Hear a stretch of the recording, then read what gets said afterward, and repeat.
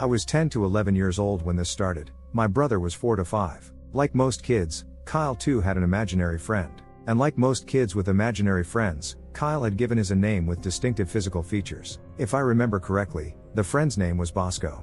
Bosco was short, pudgy and had a gray beard. My parents thought it was a bit strange that Kyle's imaginary friend would be an adult man, but they didn't dwell on it too much. Bosco quickly became a part of our daily routine. While getting ready for school, Kyle would insist that I needed to stop hogging the mirror as Bosco had to fix his hair and beard. At breakfast, and lunch and dinner, the chair next to Kyle was to be left unoccupied because that's where Bosco would sit. My parents were just grateful that he didn't ask for an extra platter to be prepared, as Bosco did not eat. He just wanted to sit there to keep Kyle company. Bosco would make his presence felt at school too. Kyle's teacher once called my mom how impressed she was with Kyle's quickly expanding vocabulary. He was learning new words and when asked, he would say his friend Bosco had said them to him. I remember this one instance when a new family moved into our neighborhood. Their kid was Kyle's age. Mom took us over to say hello to them. I remember Kyle shook the other kid's hand and said rather clearly, "I'm very pleased to make your acquaintance." The other kid just stared. My mom struggled not to look smug. My dad wasn't all that interested in Kyle's friend, or in anything else his kids did for that matter. So it was mostly my mom and I who got to hear about how nice and fantabulous Bosco was. Then came the incident that made us rethink just how imaginary Bosco really was. One day, Kyle and I were waiting at the bus stop just outside of school for mom to pick us up. This place always had a lot of parents and kids around so it was safe. Suddenly, Kyle began pulling on my arm, telling me he wanted to go to the store across the street and get a candy bar. I told him we could get one when mom got there, but he just wouldn't listen.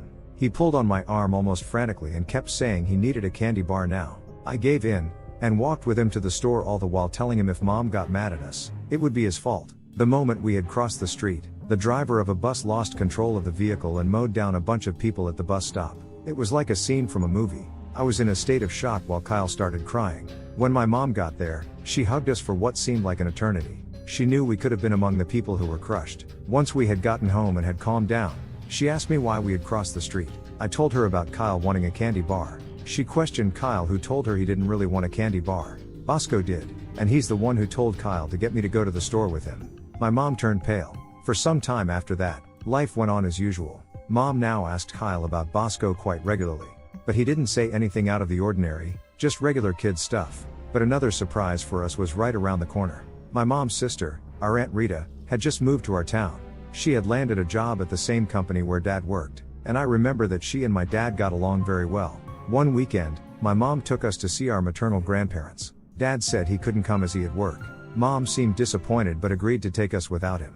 Nana and Papa too were impressed at how articulate Kyle was becoming, and listened with great interest about his new friend Bosco. The next afternoon, we were all sitting in the living room. I was playing with my grandparents' dog. Mom and her parents were talking while Kyle was fiddling with the TV remote. He switched to a channel where the movie Ghost was playing. The famous pottery scene, you know which one, was on. Mom instantly grabbed the remote and changed the channel to Cartoon Network. Kyle was upset. He demanded to know why he couldn't watch the movie. Mom explained to him that he could watch it when he was older and that it wasn't appropriate for kids to watch grown-ups hug each other like that. Kyle argued some more and Mom again told him he wasn't old enough. He pouted and in sheer exasperation asked why it was okay for Dad and Aunt Rita to hug like that in his bed. Mom was taken aback and asked what he was talking about. Kyle told her that Dad and Aunt Rita would get naked and hug in his bed, just like in the movie when we were at school and Mom was at work. Once or twice a week, Dad would come home for a while and he and Aunt Rita would hug in Kyle's bed, and then get dressed and leave. Mom was outraged and asked why he was making up such a disgusting story. Kyle insisted that he didn't make it up. Bosco had told him. Bosco also said that Aunt Rita was hugging Dad right then even as they spoke. Mom's gaze turned cold. She told our grandparents she was going home. She drove back to our house in a hurry. I deduced that Aunt Rita really was there because Mom came back later that night with more of our stuff and said that we'd be staying with Nana and Papa for a while. My parents were divorced by the end of that year.